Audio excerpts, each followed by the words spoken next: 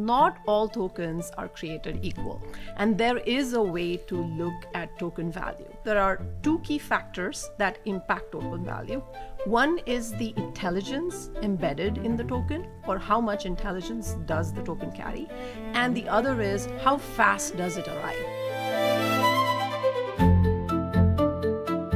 Welcome to the NVIDIA AI podcast. I'm Noah Kravitz.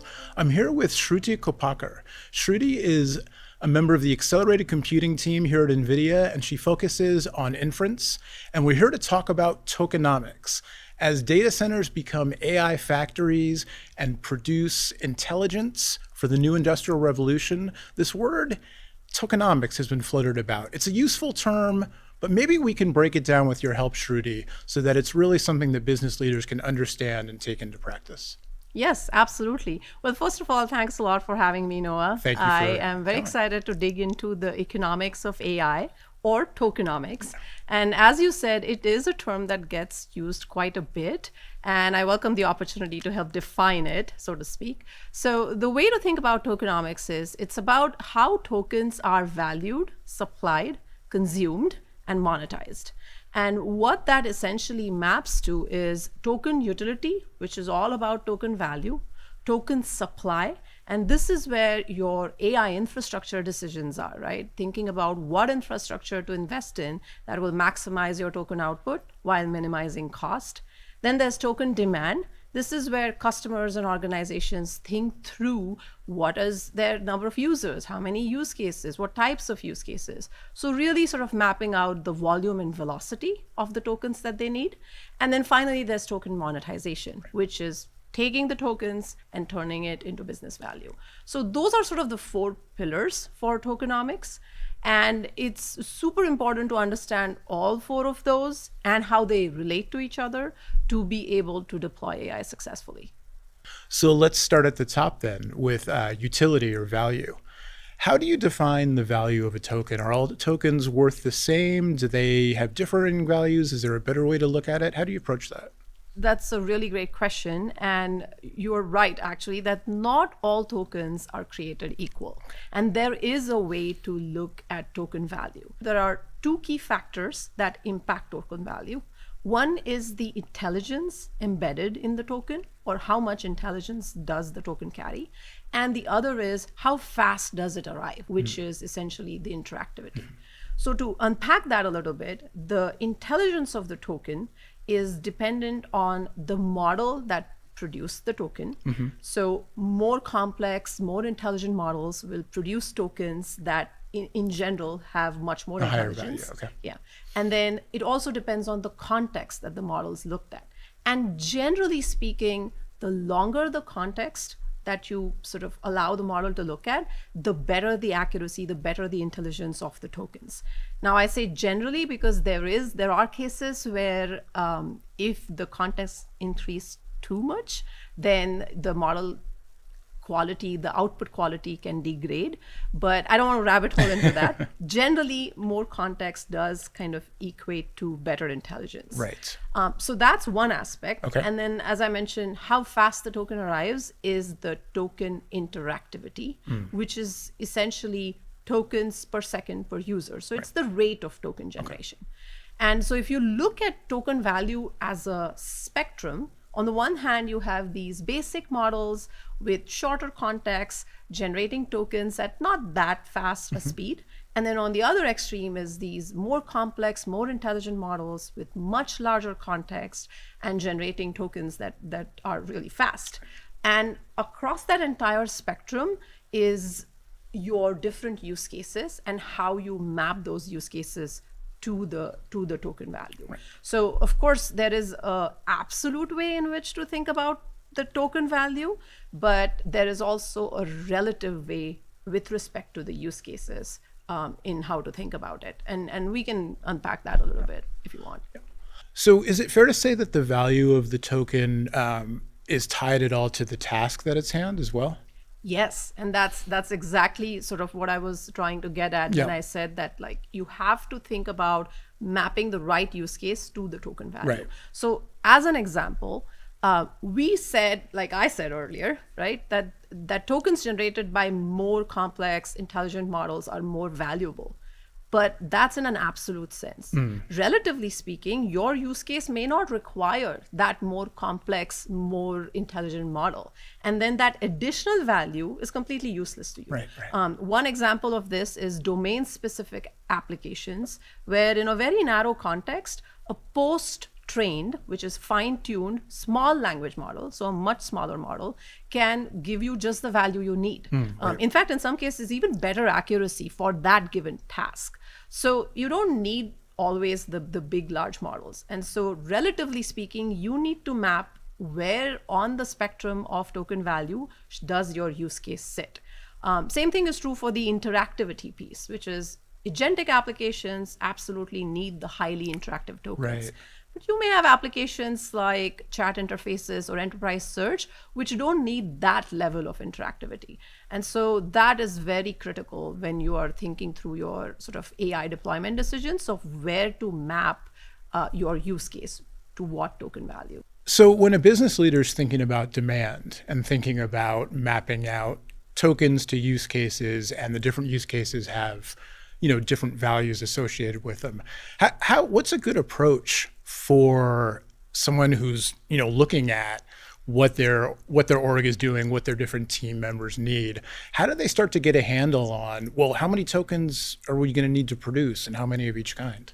Yeah. So use cases are extremely important when thinking through token demand. And there are 3 layers in which you can think about this with improving levels of forecasting accuracy, if you will. So the basic sort of, back of napkin math is look at how many users you have, how many requests or sessions the user is going to initiate in a given day or month, and then how many tokens you need per request or per session. Right. And those 3 numbers put together will give you your base demand for a single day or a month or whatever is your time period of analysis. Now, that is the base and very, very sort of simplistic look at it. Right. There are multipliers that you do need to account for that will dramatically change your understanding of your token requirement. And a couple of those are, number one, are you using reasoning models? As we know, like reasoning models use thinking tokens, which never get seen by the end user.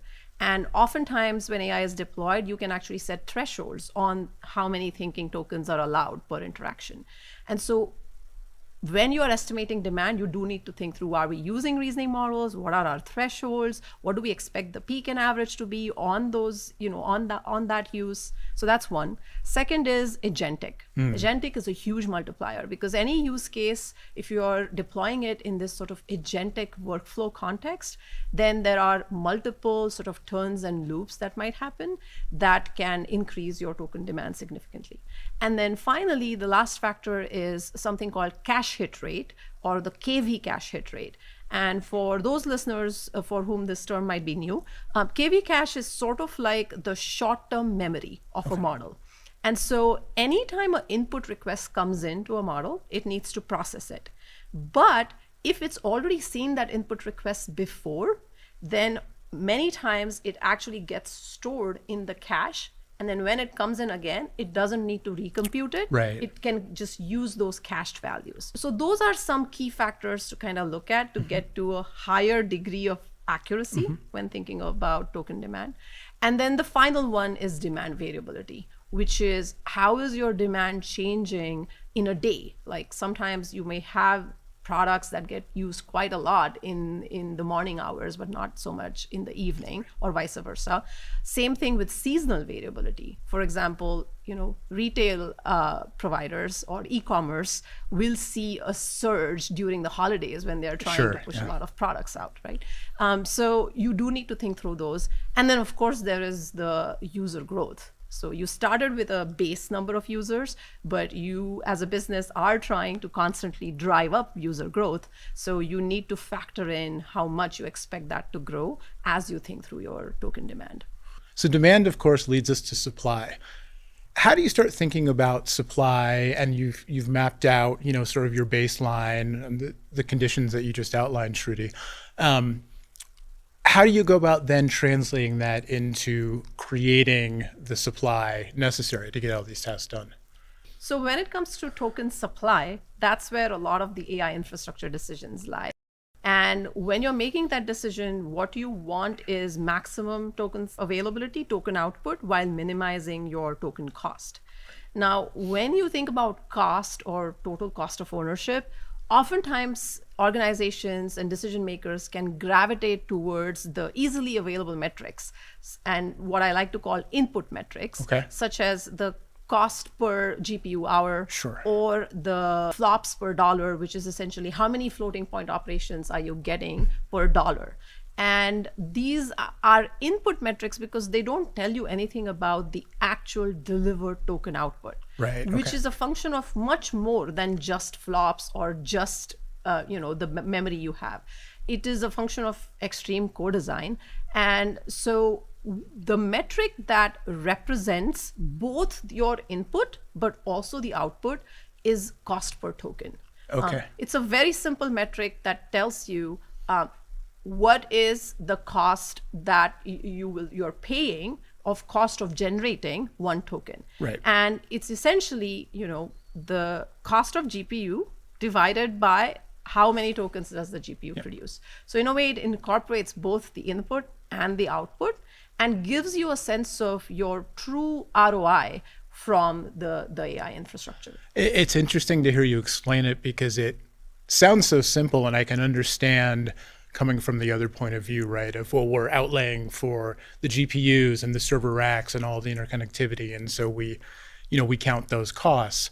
But looking at it from the other end, as you said, the output cost just makes so much sense because that's what you're trying to get at the end is the intelligence, the token. And so putting the price on that seems like a really kind of clear way to think about it. Does the cost per token metric vary at all, or do you have to think about it differently depending on the use cases as you were talking about before?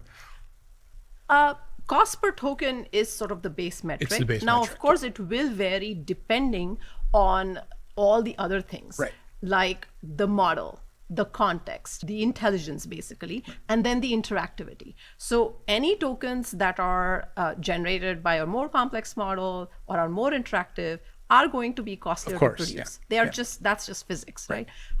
So yes, it definitely does depend on the models, the context, as well as the interactivity. But you said it really well earlier that ultimately, if the business runs on the output, which is the tokens, right? It is kind of a fundamental mismatch. If you are evaluating infrastructure based on the inputs, but your business runs on the output. And that's why cost per token starts to get at sort of the real ROI because it measures both in many ways. So Shruti, as we think through input metrics and cost per token, is there an example that comes to mind that can really kind of bring this idea to life? Yeah, absolutely. In fact, if you look at NVIDIA Blackwell compared to NVIDIA Hopper, and if you look at just merely the input metrics, which is the hourly GPU cost, that's 2x. And so that's Blackwell being maybe 2x more expensive than Hopper. If you just look at flops per dollar, that's also 2x. So Blackwell does deliver 2x more flops per dollar. And that sounds like a huge advantage, which it is, but it also doesn't even scratch the surface of the true sort of benefit and value of Blackwell. And that's because Blackwell, when it comes to delivered output, delivers 50x more tokens per watt compared to Hopper. 50x. Fantastic. So with the same infrastructure footprint, the Blackwell NVL72 system delivers 50x more tokens than Hopper. And that translates to a 35x lower token cost. Amazing. Yeah. And so that really, I think, brings the point home on why not just look at the input metrics, but look at a metric like cost per token, which represents both what you're paying, but also what you're truly getting, Zain. So I'm glad you mentioned, I was going to ask you to go back. You'd mentioned extreme co-design. We've talked about it before. Obviously, anyone familiar with the space has heard the term. But maybe you can dig in a little bit to what it means, particularly in this context. Yes. I actually welcome the opportunity to talk about extreme co-design because we get asked this question quite a lot. And so, often we get asked, why extreme co-design? What does co-design even mean? Like, is it just integration? And, people may think that this is just splitting hair or just semantics, but I do think that the distinction is important. Okay. Because when you think about integration, you think about different parts, different sort of, independent units that are then integrated post facto. Whereas co-design is about designing from the ground up simultaneously multiple parts of the same system, knowing that they are all optimized towards the same outcome, that of lowest token cost. Right. And so that's why the word co-design is extremely important. And the reason it is called, or rather we call it, extreme co-design, is what NVIDIA does, is because of the depth and breadth into which it extends. So it's co-design across just compute? No, it's compute, memory, storage, networking. Everything, right? yeah. Everything. I mean, the Vera Rubin platform has 7 chips, but it goes even beyond that. There's all the software that sits on top. So everything from the CUDA kernels to the runtimes to the serving software, as well as all the way out to the ecosystem. Everyone from our, silicon partners, our OEMs, our cloud providers that we work with, the various OSS frameworks that we work with, the co-design extends beyond just sort of, what's in a system, what's in an AI factory, all the way out to ecosystem. And that's one of the reasons why it's extreme. Yes. And so anyway, but you asked a more specific question about what are some of the extreme co-designs that help with the cost per token. And I think one important one, which I think you've actually discussed in the previous podcast, is the mixture of experts models. Sure, yeah. How the Blackwell NVL72 is such a great fit for them because it kind of helps with the inter-GPU communication. And then all the software in terms of dynamos, disaggregated serving, coupled with any of the runtimes that we support, whether it is TensorRT, vLLM, SGLang, doing a technique called wide expert parallel that greatly optimizes the inference performance and then thereby reduces the cost per token for those mixture of experts models. So that's one great example. The other really good example is actually the Vera Rubin platform itself, which is built for the age of agentic AI. Sure. And to really understand why that extreme co-design is required, maybe we can look at what an agentic workload is like. Okay. So thinking about an agentic workload, let's draw the parallel to the conversational workload. When in a conversational setting, the user prompts something, say you prompt something, and then the LLM says something. Right. And then you say something else, and then it says it back. So you are taking, as a human, turns with the LLM, with the AI. In agentic, it's actually AI taking turns with AI as well as with software. Because a main agent can sort of, based on the user input, decide to do some reasoning, then decide, I need to do a tool call, so call some software. Right. Then it might decide, I need a sub agent or a specialized agent to go do some work. So it's going to take a turn with the specialization till the specialization, does its computation, comes back with a result. And this just keeps going. Right. And we love agentic for that. That's right.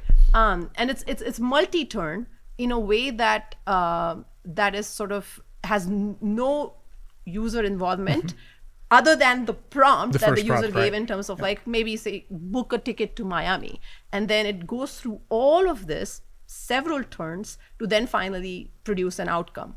And the number of turns involved in agentic is significantly higher than conversational. So the number of LLM calls, like the number of times the large language model is called, is also higher. And in general, the token demand for that reason is also higher. Of course, yeah. And that's why extreme co-design is so critical, because you are using up so many tokens, so you have to lower the cost per token. Latency is really important because on every turn, even a couple of milliseconds more add up to, several potential seconds of delay for the end result. And then finally, coming back to the Vera Rubin platform, now that we've sort of described the agentic workload, we can clearly see why the co-design is required to accelerate sort of the LLM itself, or the reasoning and the AI itself. You need the Rubin GPU, you need the Groq 3 LPX solution, and deliver that ultra low latency. You need Vera CPU because it's going to do all this tool calling or sandboxing for code generation and code testing.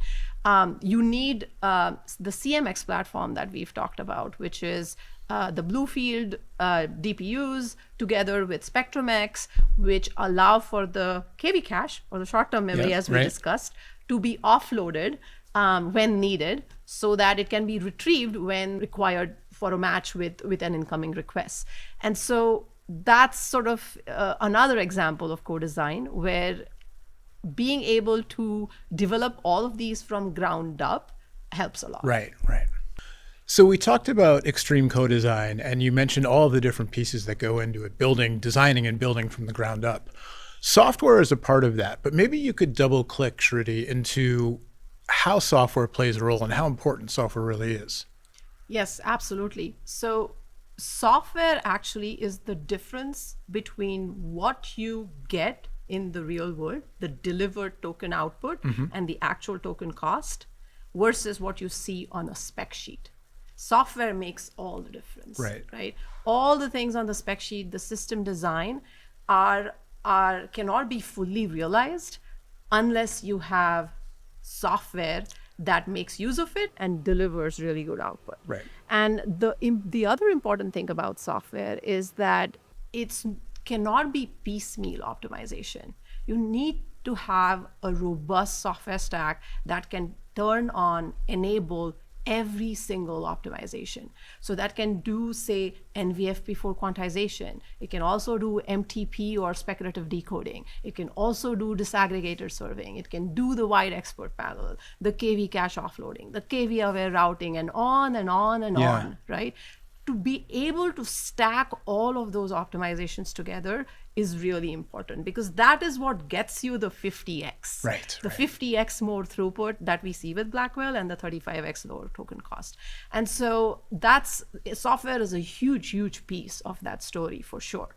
The other thing about software is that it never stops. Open source software especially, it never stops. No. And it's not just the NVIDIA team that is building this software, it's the entire ecosystem, right? It's all the OSS frameworks, all of our partners, customers, the developer community, and every small optimization that they do, that's a drop that just keeps adding and adding to this massive ocean of advantage that is the NVIDIA ecosystem. And so just as an example, on both vLLM and SGLang, which are these inference runtimes, we've seen 8x more performance in just about 6 months. Wow. And that's huge. Because Yeah. from the same infrastructure footprint, you're getting so much more token output, and that's driving down your token cost as well. So absolutely, software is a huge piece of the puzzle.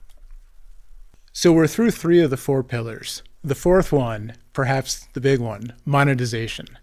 How do you talk about monetization? How does a business leader think about, okay, so I understand the importance of extreme co-design. I understand the different value of tokens in different situations and different tasks, and agentic is wonderful, requires more tokens, all the things you've elucidated here. How does a business leader think about monetization of the tokens? Right. So when it comes to monetizing tokens, there are various different ways in which you can go to market. But one of the best proxies is to just think through it as you're generating tokens and then you're selling the tokens. And so when you think about selling the tokens, how much do you sell them for? And it's sort of a classic exercise in figuring out your pricing, which is, you need to think about what is the cost to produce the token, which is this lowest token cost that NVIDIA is helping with, right? But you do need to understand what is your token utility, and given that token utility and token value, what is your cost to produce the token? And you obviously want to charge more than that, right? So there's that. Okay, So that's cost-based pricing. Right. And then you also obviously have to think through value-based pricing, which is essentially how much is the willingness to pay? What is this sort of token utility? How valuable is it to the people who are going to pay for it? Right. And so you do need to take that into account. And then finally, before you think through the pricing, you also need to think through what is the demand distribution? Because ultimately, there are revenue goals and, kind of profit margin goals that you are working towards. And so to land at a place that you like, you do need to think through where will your sort of bulk demand be and how will the demand taper off when it is, say, for tokens that are not as much utility. There may not be many takers, but in the same way, tokens that are highly valuable, there will be fewer people who are willing to pay the premium for that. So you do need to account for that sort of demand distribution. And then with those three things, you can figure out what the pricing for each token can be, and then deploy AI successfully. So the key thing here, though, is that pricing the tokens, again, is obviously just one proxy. There will be customers who are building value-added services on top of those tokens. Sure. So like customers building AI native products or something like that. And then in that case, the process is similar, but you do need to think through then what is the additional value you're adding on top of just generating those tokens as well. So going back, Shruti, to something I was thinking about when you were explaining extreme co-design, when you get to a point, kind of a sweet spot where you've your infrastructure is humming and the cost per token is low, does that mean that ultimately you won't need as many GPUs to produce the number of tokens that you really need, or what happens in that kind of a scenario? Right. This is a great question. And what we see here is the classic Jevons paradox. Right. Okay. Which is essentially, you'd think that, okay, the GPUs are way more productive. They're, generating so many more tokens. Do you need less of them? And the answer is absolutely no. And the reason is as you see the efficiency, new use cases get unlocked. Sure. And people just figure out, we have all this, thriving research community, data scientists, ML engineers. They just figure out how to just use up that efficiency, how to absorb that efficiency and do more with it. Right. People aren't going to run away from intelligence. They want to use it. That's right. And if you look at the sort of macro pattern that we've seen so far, it's very telling. So when generative AI became a thing and people were, sort of generating summaries and images, that was great. Then we lowered the cost per token. And instead of, needing less GPUs, they needed more GPUs and more tokens. Why? Because test time scaling and reasoning. And so our researchers figured out that by scaling at test time, we can generate better, accurate, more intelligent responses. And that was valuable for the use cases. And so that happened. And it didn't just happen once. We are seeing that again now with agentic. Right. Now that we've sort of figured out how to deploy these mixture of expert models, reasoning models efficiently and lowered the cost per token for those significantly, now here comes another inflection point where it's like, okay, we've got more tokens, let's do more with them. Of course. And so that's where the agentic revolution is happening. And so definitely it's Jevons paradox in action at the macro level. And I've also seen this play out at sort of individual customer level. Right. So that's a great question. So Shruti, can we kind of ground this in some examples of how businesses, organizations that you've been working with are putting all of this into action and really, extracting value from the tokens and using them to build? Yeah, absolutely. So when you think about taking tokens and turning it into business value, there's four primary, I would say, business models, so to speak. Okay. Number one is what we just discussed, which is selling tokens directly. Right. And a lot of NVIDIA customers and partners are doing this. And the examples are Fireworks and Based10, Together AI, Deep Infra. There's just so many of them. Sure. And all of them are helping their end customers build valuable services on top of the tokens that they are selling. So that's number one. Number two is AI native companies who are building products from the ground up with AI in it, sort of permeating through it from day one. Right.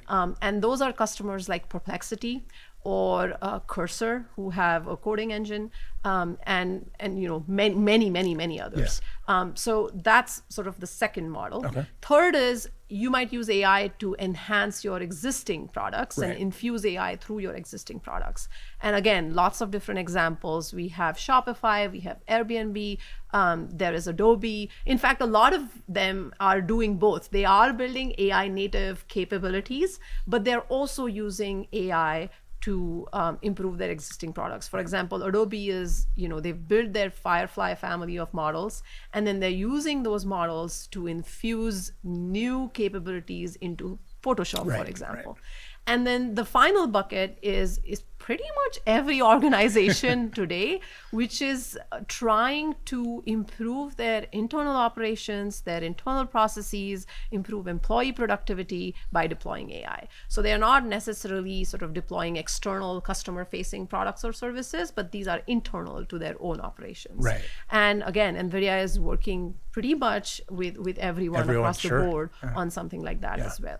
So those are the four key ways. I'm sure that there are others that are more nuanced that I missed, but that's a useful framework to think about how to take the tokens and turn them into business value. Right. So for the business leader who's listening and comes away from this with a better understanding of the pillars and how they relate, and really what tokenomics, right? What the cost of a token is and how you ascribe value and everything. How do they get started putting this into practice? What advice would you leave them with for thinking about how to put this into action in their own organizations? I think the best place to start is to first just think through what is the final outcome. Okay. And usually that starts with your customers. Right. Whether they are external customers or your own internal employees and internal processes, that's immaterial. You have to start back from the customer need, from the use case. Because as we discussed, the use case actually dictates a whole lot. The user and the use case dictates what type of model will you use. It dictates what type of context lens you might need to support. It dictates what type of interactivity will you need. So the intelligence and interactivity. And then those factors are what dictate what type of infrastructure you need. Right. And then, of course, we walk through the key metrics such as cost per token when making those infrastructure decisions. And then, that's the supply. So you essentially walk back from token utility and token demand, think through token supply. And then once you have a handle on all three of those, you think through your sort of monetization strategy and then go to market, and then you fly. Customer first, work back from that. Yeah. Easy enough. Shruti, thank you so much for taking the time to join the podcast and really break down tokenomics in a way that I think listeners, viewers can extract so much value from. To talk about extracting value, it's a really comprehensive but yet really easy to follow and understand, start to finish, how this all comes together. So Thank you again. Yeah, thank you for having me.